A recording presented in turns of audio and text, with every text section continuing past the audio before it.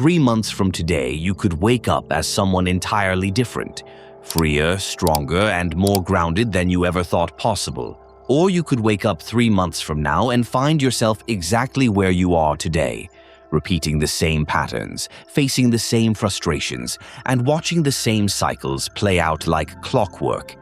The difference between those two futures is not luck, it's not chance, and it's not about waiting for life to hand you a miracle. The difference is whether or not you choose to step into the process of transformation. And here's the secret: most people never hear. Real transformation doesn't take years. It doesn't drag on endlessly the way we've been taught to believe. True psychological change happens in bursts, sudden leaps triggered when you finally hit certain inner thresholds. That's why 3 months is more than enough to completely reshape your inner world. But here's where most people get stuck. They try to change their lives from the outside in. They switch jobs, change partners, move to a new city. They rearrange the scenery but carry the same inner script everywhere they go. And because of that, they end up recreating the same struggles with new faces and new settings. You've seen it in your own life, haven't you? You leave a toxic job only to find the same dynamics waiting at the next one. You walk away from a dysfunctional relationship only to end up staring at the same patterns in someone new. You try to run from yourself by changing the backdrop, but no matter how far you go, you remain the common denominator. Here's the truth that both philosophy and psychology agree on. You don't change your life by changing your circumstances. You change your life by changing your relationship with yourself, and specifically with the parts of yourself you've kept hidden. Because whether you realize it or not, your unconscious is running most of the show. The fears you can't explain, the attractions you can't resist, the emotions that hijack you without warning, they all come from the hidden part of your mind that's shaping your life behind the scenes. Until you face it, you'll stay trapped in the same cycles. But here's the good news. Your unconscious doesn't want you stuck. It's trying to evolve you. Every repeated frustration, every broken pattern, every moment of asking, "Why does this keep happening to me?" Those aren't punishments, they're signals. They're your psyche trying to push you toward growth. The question is, will you spend the next 90 days fighting it or working with it? Because that choice determines everything. Over the next few minutes, I'm going to walk you through a 3-month transformation protocol, a roadmap that breaks change down into clear, practical phases. Month 1, awareness, making the unconscious conscious by mapping your hidden patterns. Month 2, integration, reclaiming the parts of yourself you've buried and learning to use them as strengths. Month 3, breakthrough, allowing the old self to collapse so a new, truer self can emerge. This isn't about self-help cliches or forcing willpower. It's about engaging the deeper mechanisms of transformation that philosophy has pointed to for centuries, and psychology has finally learned how to map. The next 90 days will pass whether you do this work or not. The only question is, will you arrive at the end of them still living on repeat, or will you arrive as someone you can barely recognize in the best way possible? The first month of transformation is not about rushing to reinvent yourself. It's about something more subtle but far more powerful: awareness. Because here's the truth. You can't change what you can't see. Most people spend their lives rearranging the surface of things while the deeper patterns stay untouched, and that's why nothing changes for long. So, in month 1, your only task is to shine a light on the invisible machinery of your psyche. You're going to map the forces that have been running your life from the background. Every single day, you're being guided by a hidden script. It shows up in who you trust, what you fear, how you react, and the kinds of situations you keep attracting. But this script wasn't consciously chosen. It was shaped by your upbringing, your culture, and most of all by the parts of yourself you decided weren't safe to express. The anger you pushed down to keep the peace, the ambition you denied to stay likable, the sensitivity you buried to appear strong.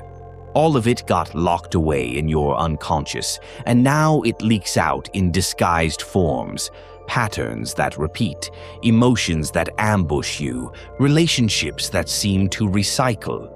Month 1 is about finding that hidden material, and there are 3 main ways to do it: triggers, projections, and admirations. For the next 30 days, make a practice of noticing what gets under your skin.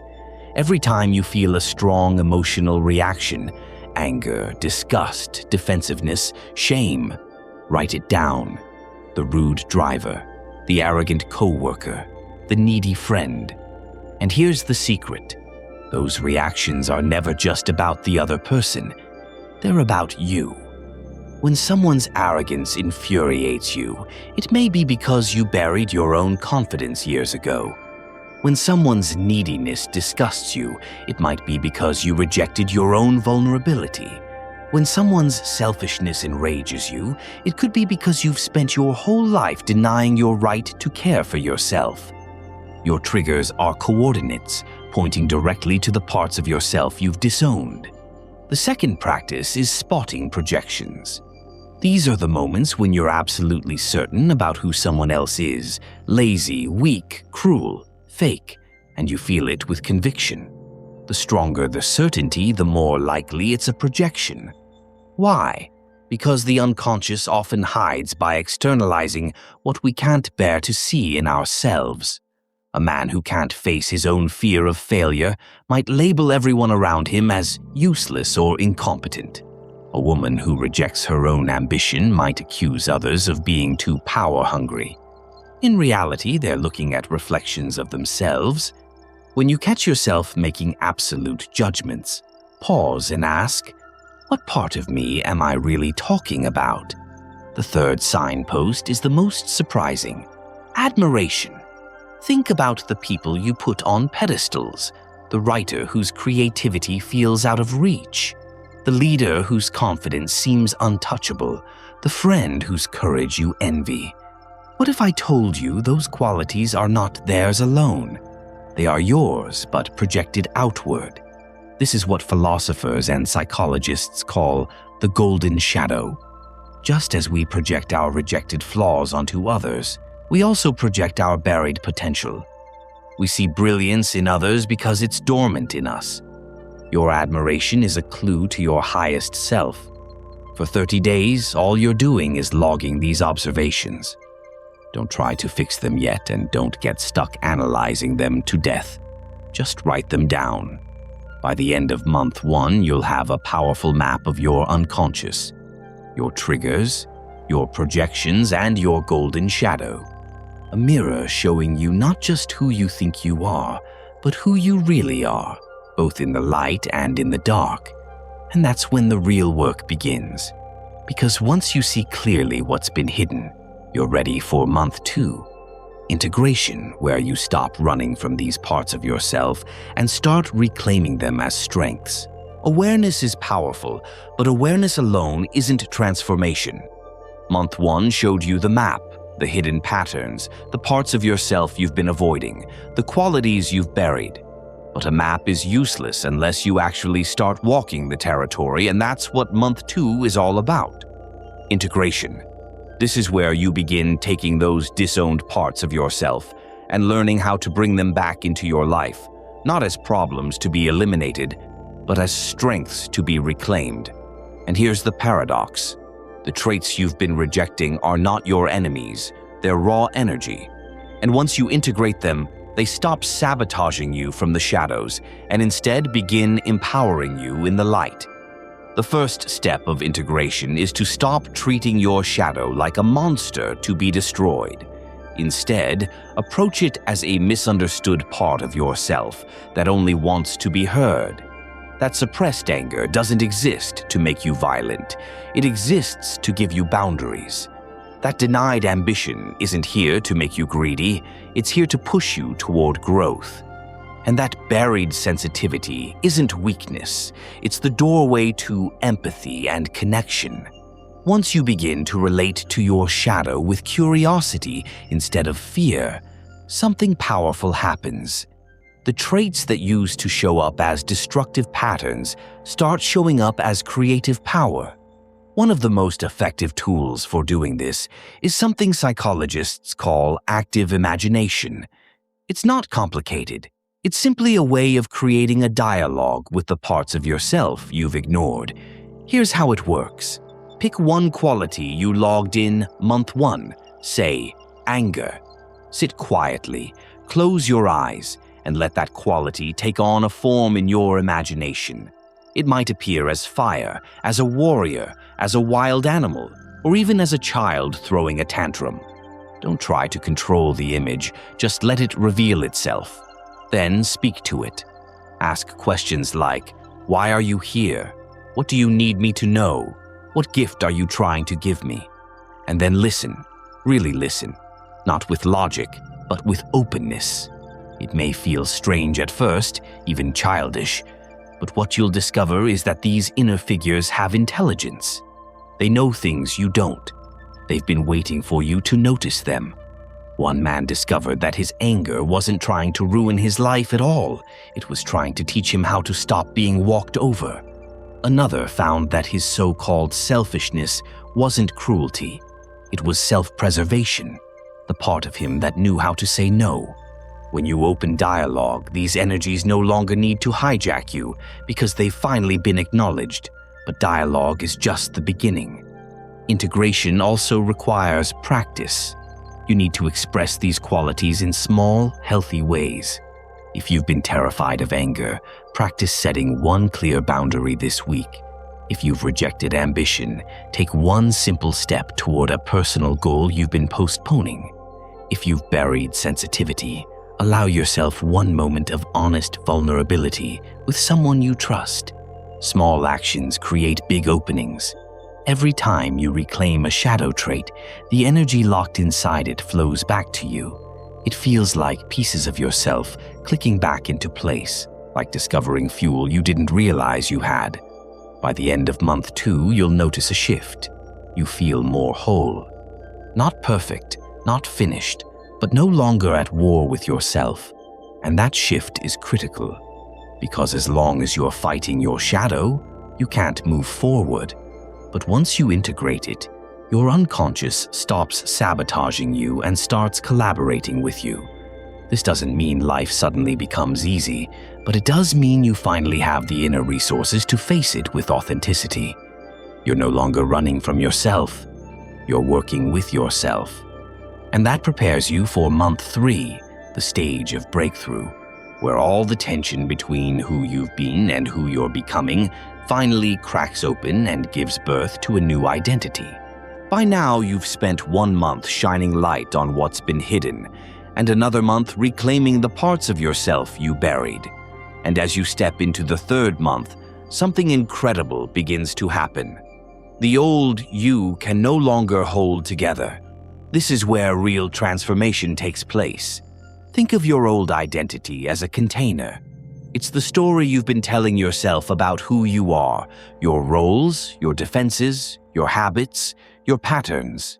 For years, maybe even decades, that story has held you in place.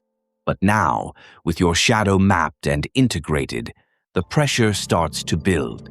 You're no longer just the person who avoids conflict, or the one who hides ambition, or the one who lives only to please others. You're becoming more. And the container of your old self can't hold it anymore. This tension can feel unbearable at first.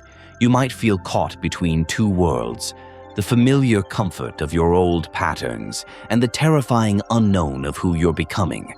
But this is not a breakdown. It's a breakthrough in disguise. Philosophers and mystics have long talked about the death of the self, not a literal death, but the collapse of a false identity. The self you constructed to survive, to fit in, to be accepted. That self has to die so the real you can live. And in this 3rd month, you may feel parts of your old life crumbling. Relationships that only made sense with your old patterns suddenly don't fit. Jobs that depended on you being small, quiet, or compliant become unbearable. Habits that used to numb you no longer satisfy. It feels like loss, but it's actually liberation. The false scaffolding of your life is collapsing to make space for something authentic. This stage is not about rushing to rebuild. It's about holding the tension between who you've been and who you're becoming without forcing resolution. In practice, this means you'll face moments where your old self wants to react one way, but your emerging self sees another option. The old you wants to stay silent to keep the peace, while the new you wants to speak up. The old you wants to chase validation, while the new you wants to stand firm in your own worth. Don't rush to choose. Let yourself feel both pulls. Sit in the tension, because it's in that exact pressure point that transformation happens. If you escape into old patterns, you shrink back into the past. If you force the new self too quickly, it becomes just another mask. But if you hold the tension long enough, a third path opens, the authentic response that transcends both. And then one day, the shift happens.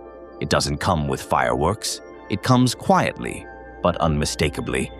You wake up and realize that situations which used to trigger you no longer do. Choices that once felt impossible now feel obvious. The patterns that ran your life have finally lost their grip. This is the birth of the self, not the ego scrambling for control, but the deeper center of your being that knows who you are and where you're going. It feels like alignment, like you're no longer pushing against yourself, but moving with a current that's been waiting for you all along. That's why month 3 is the turning point. The first 2 months prepared the ground, but this is when the seed breaks open. And yes, that breaking can feel painful, like the death of everything familiar. But what dies is the false, and what's born is the true. By the end of month 3, you don't just feel different. You are different. You've crossed a threshold that can't be uncrossed. The old self no longer fits. The new self has taken root. And from this point forward, you live with a kind of stability and clarity that no longer depend on circumstances, because you're no longer living from a mask. You're living from your center. Awareness, integration, breakthrough. These are the milestones of transformation. But the truth is that none of them happen in isolation. Transformation is never just a single moment. It's a process sustained by practice. The most powerful changes often come not from grand events, but from small, repeated actions you do every single day. They aren't flashy, they aren't complicated, but they create a channel for your unconscious to keep speaking, for your new self to keep strengthening, and for your life to keep reorganizing around who you're becoming. There are 2 practices that accelerate this process more than anything else: dream work and synchronicity tracking. Every night while you sleep, your unconscious is speaking to you. It speaks in symbols, in strange stories, and in images that bypass your rational mind and go straight to the deeper truths of your psyche. That's why philosophers and psychologists have long considered dreams sacred. They're not random noise. They are your mind's way of showing you what you've ignored during the day. So here's the practice. For the next 3 months, write down your dreams every single morning. Keep a notebook by your bed, and even if you only remember fragments, a color, a phrase, a single scene, record it. Then revisit those dreams later in the day and ask questions. What does this figure represent? What is this place trying to tell me? Sometimes even re-entering the dream in your imagination and asking the characters questions can unlock insights you never expected. And here's what you'll notice. Your dreams will shift as you shift. In month 1, you may dream of being chased, your shadow demanding recognition. In month 2, you may dream of confrontations, dialogues with the parts of yourself you're reclaiming. And in month 3, dreams often show death and rebirth, your old self dissolving, your new self emerging. Your dreams become a mirror, proving to you that transformation is real, even when your waking mind still doubts. The second practice is tracking synchronicities, those meaningful coincidences that feel almost too perfectly timed. Maybe you're thinking about taking a risk, and the next day you overhear a stranger saying the exact words you needed to hear. Maybe a book falls off a shelf carrying the message you've been searching for. Maybe someone enters your life at the precise moment you're ready for them. These are not random events. They are signals, the outer world reflecting your inner transformation. As you shift, reality reorganizes to meet you. That's why you need to keep a record of them. Write them down, even the small ones, and over time you'll see the pattern emerge. You'll realize that transformation is not only happening inside you, it's happening all around you. These two practices, dreams and synchronicities, serve one crucial purpose.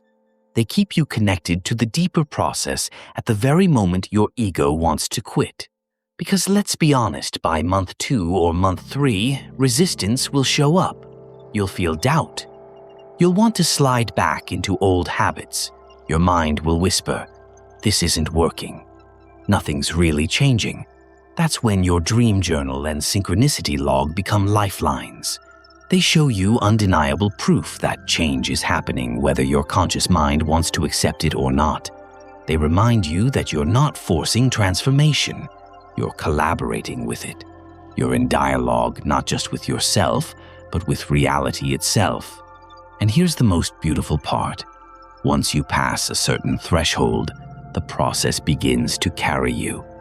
By month 3, the momentum you've built through awareness, integration, and practice becomes almost unstoppable. This is when transformation shifts from fragile possibility to irreversible reality. The old self cannot come back. The new self has taken root. Dream work and synchronicity, two simple daily practices that act as the bridge, carrying you across the most uncertain stages of change and grounding your transformation until it becomes your new way of being. By now, you've walked through 3 months of profound inner work. You've mapped the hidden patterns that have been driving your life. You've reclaimed the energy of the parts you once rejected. You've allowed the old self to crack open so a truer self could be born, and you've sustained the process with daily practices that keep you connected to the deeper flow of transformation. But here's the truth about this journey. Once you cross a certain threshold, there is no going back. Around the final stretch of this process, you'll hit what philosophers might call a threshold moment. The old self has collapsed far enough that it cannot be rebuilt. You can't unknow what you've seen, and you can't unintegrate what you've reclaimed. It's like trying to fit back into clothes from childhood. Not only do they not fit, you can't even understand why you ever wore them. This is both exhilarating and terrifying. Exhilarating because it means the change is real, permanent, and irreversible. Terrifying because part of you will grieve the familiar patterns that once defined your life, even if they were painful. But here's the paradox. That grief is the final proof that you're free. You're mourning the old self precisely because you've outgrown it. Philosophers and mystics throughout history have described this stage as a kind of descent into darkness before the dawn, what they called the night sea journey. It's the moment when your old life seems to crumble. Relationships fall apart, jobs feel unbearable, habits collapse. At first, it looks like failure, but in reality, it is the necessary destruction of everything built on false foundations. When the false collapses, the true can finally emerge. That's why the chaos of this stage is not something to fear, it's something to embrace. It means the scaffolding is falling away, leaving you standing on ground that's finally real. And then, almost suddenly, something shifts. You wake up one morning and realize the battles you used to fight endlessly have gone quiet. The triggers that once hijacked you have lost their grip. Choices that used to paralyze you now feel clear. This is the birth of what philosophers would call the self. Not the mask you wear, not the roles you perform, but the deeper center of your being. It's not about becoming a better version of yourself, it's about becoming yourself for the first time. And once that self emerges, it doesn't go back into hiding. The transformation is stable, unshakable.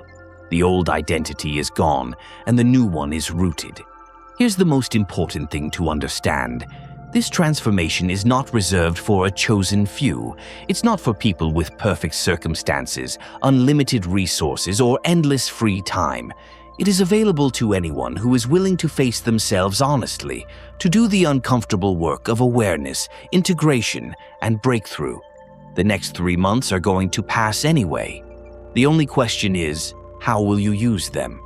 You could spend them replaying old patterns, circling the same frustrations, and arriving at the end of 90 days no further than you are now.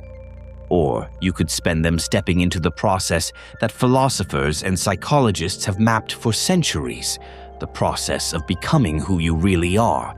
So here's the invitation. Decide. Decide whether you're ready to let the old self die so the real you can live. Decide whether you're willing to lean into the discomfort, trusting that it's the doorway to something permanent and powerful. Because 3 months from today, you will be different. The question is, will you be the same person trapped in the same cycles? Or will you be someone you can barely recognize in the best way possible? If you're serious about this, start today. Keep a journal. Track your triggers, your projections, your admirations. Begin the dialogue with your shadow. Write down your dreams. Notice the synchronicities. Take the small, courageous steps that open the door to the bigger shift. And if you want guidance along the way, subscribe to this channel because in the coming weeks, I'll break down more of these practices step by step so you can walk this path with clarity and confidence. 3 months, that's all it takes to change everything. Not by adding more, not by forcing harder, but by finally becoming whole. The clock starts when you decide it does.